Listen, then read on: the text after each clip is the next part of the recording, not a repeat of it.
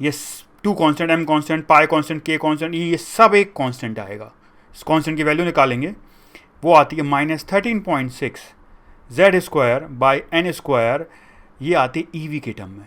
मतलब अगर SI में रखोगे तो इंटू 1.6 इंटू 10⁻19 आएगा, ठीक है। और तो वो किसके अंदर आएगा, जूल्स के अंदर SI में रखोगे, डिवाइड बाई कर देंगे 1.6 10⁻19 तो ईवी में बन जाएगा। तो मैंने सीधे इसको कन्वर्ट किया है ईवी के अंदर, क्योंकि इसी फॉर्म टर्म में अपन को फॉर्मूला याद रखना है। सो ई का फॉर्मूला आ गया, क्योंकि जेड तो अपन को पता है कौन सा एटम अपन ने यूज़ किया है, हाइड्रोजन या हाइड्रोजन लाइक।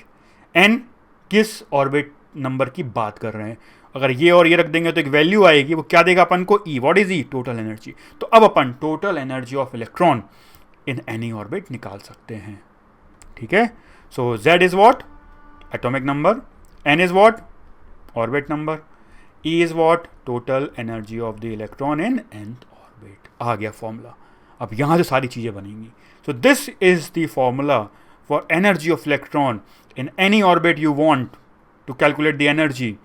और ये Z, what is Z, for any hydrogen like species.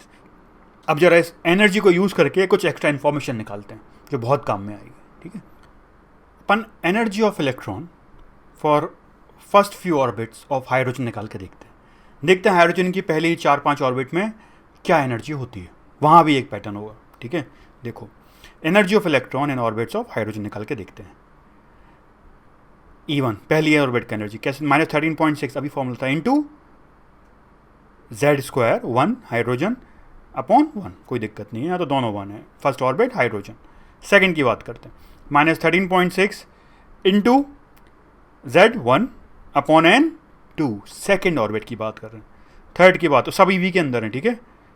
Third की बात करते हैं, -13.6 into 1 square divided by 3, third orbit की बात कर रहे हैं। फोर्थ, इसकी वैल्यू सॉल्व, -13.6 ये वैल्यू आएगी, -3.4 EV ये वैल्यू आएगी, -1.51 EV। फोर्थ की निकालते हैं, E4 -13.6 into 1 Z square upon n, fourth orbit की बात कर रहे हैं, Z square upon n square formula है, is equal to 0.85 EV। Fifth की निकालते हैं, -13.6 into again Z1 square upon 5 square, हर बार 1 क्यों आ रहा है, अपन हाइड्रोजन की बात कर रहे हैं, कुछ और लेते तो फिर चेंज हो जाता, इज इक्वल टू -0.54 EV। तो ये अपन ने एनर्जी निकाल दी पहले 5 ऑर्बिट की। जरा इनको बना के देखते हैं, ठीक है, देखते हैं क्या कुछ पैटर्न बनता है। फर्स्ट ऑर्बिट की एनर्जी बनाते हैं, तो n इज इक्वल टू 1, कितनी एनर्जी है भाई, 13.6 EV। इसको के शेल भी बोलते हैं, ठीक है। तो n इज इक्वल टू 1 को K shell, K stands for kernel, kernel means inner most, और फिर के बाद KLMN अल्फ़ाबेट चालू कर दिया, ठीक है। सो याद रखना, n is equal to 1 K, n equal to 2 KLMN and so on, ठीक है। 13.6 EV फर्स्ट की एनर्जी। सेकंड की एनर्जी जिसको अपन बोलेंगे एल शेल बोल सकते हैं, -3.4 EV। अच्छा, थर्ड की एनर्जी अभी निकाला अपन ने, ठीक है, इसको एम शेल बोल सकते हैं, -1.51 EV। Fourth 0.85 minus EV। Fifth -0.54 EV।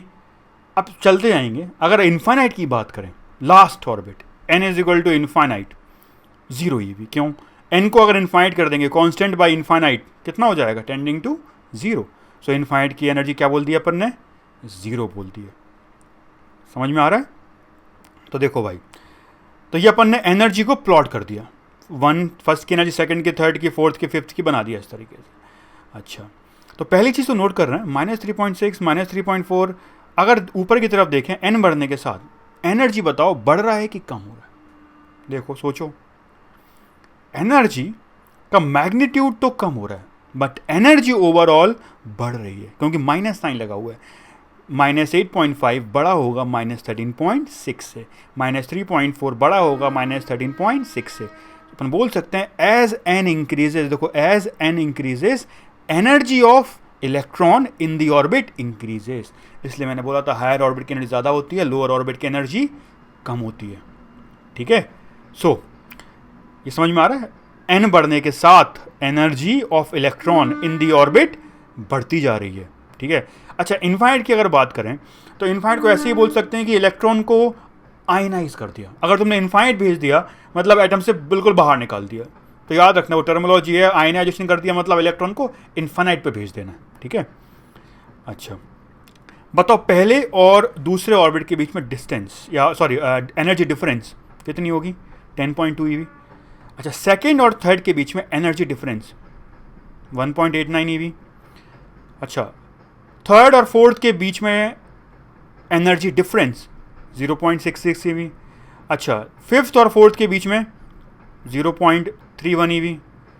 तो अपन बोल सकते हैं भाई देखो, as n increases energy difference between two consecutive orbit decreases. As n was increasing, radius जो था दोनों के टू कॉन्जिक्यूटिव ऑर्बिट्स के बीच में बढ़ता जा रहा था, बट एनर्जी का डिफरेंस कम होता जा रहा है। तो इस तरीके से एनर्जी का पैटर्न समझ में आना चाहिए, ठीक है। रेडियस में उल्टा था, रेडियस में पहले पास में होती है और बाद में रेडियस डिस्टेंस बड़ा होता जाता है, ठीक है। तो ये समझ में आ रहा है। यहाँ से दो चीज़ें हैं जो अपन को समझना है और ध्यान रखना है। पहली चीज, एन अगर बढ़ता है तो एनर्जी बढ़ती है। एनर्जी देखो, एन बढ़ रहा है तो एनर्जी बढ़ रही है, और एन अगर बढ़ रहा है तो दो कॉन्सिक्यूटिव ऑर्बिट्स के बीच में जो एनर्जी होती है वो कम होती जाती है। इसका इंपॉर्टेंस आएगा आगे, सब आएगा, सब देखेंगे अपन, लेकिन अभी समझ में आना चाहिए और कि मैं क्या बोल रहा हूँ, ठीक है। तो अपन लिख लेते हैं जो मैंने बोला है। क्या बोला है? एन अगर बढ़ रहा है तो एनर्जी बढ़ रही है, समझ में आ रहा है। एन बढ़ रहा है तो एनर्जी बढ़ रही है। अच्छा, फिर मैंने बोला as n increases energy of electron increases, ठीक है, but the energy difference between two consecutive orbits decreases. तो as n increases energy you can see increasing, 0 is more than -3.4, -1.51 is greater than -13.6 eV, और n बढ़ रहा है तो देखो energy difference between consecutive orbits कम होता जा रहा है, ठीक है। और एन की वैल्यू यहाँ पर 1 2 3 ऑन सो ऑन, इनको प्रिंसिपल क्वांटम नंबर ही बोलते हैं। डिटेल में वैसे आगे पढ़ेंगे, बट पता होना चाहिए क्योंकि बोर्ड मॉडल के सवालों में लिखा होगा प्रिंसिपल क्वांटम नंबर, ठीक है। तो इससे क्वांटम नंबर देखेंगे, solution of this will be the solution of our Schrodinger wave equation, ठीक है। बट बस अभी के लिए याद रखो कि एन प्रिंसिपल क्वांटम नंबर ही बोलते हैं, जो अपना ऑर्बिट नंबर है that is also a principal quantum number, that's it. So यहाँ से थोड़ा और पिक्चर क्लियर हो गई। क्या क्लियर हो गई? बोर्ड्स के हिसाब से एटम जो होता है, न्यूक्लियस होता है, ऑर्बिट्स होती हैं। अगर ऑर्बिट्स का डिस्टेंस के टर्म में बात करोगे तो वो डिस्टेंस बढ़ता जाता है, और एनर्जी के टर्म में बात करोगे तो वो डिफरेंस कम होता जाता है। ऊपर जाओगे, ठीक है, एक और एटम के ऑर्बिट्स में, तो एनर्जी बढ़ती जाती है।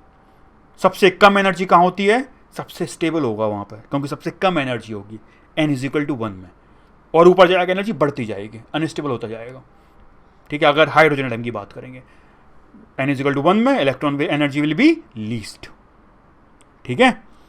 सो आगे बढ़ेंगे, यहाँ तक समझ में आ जाना चाहिए।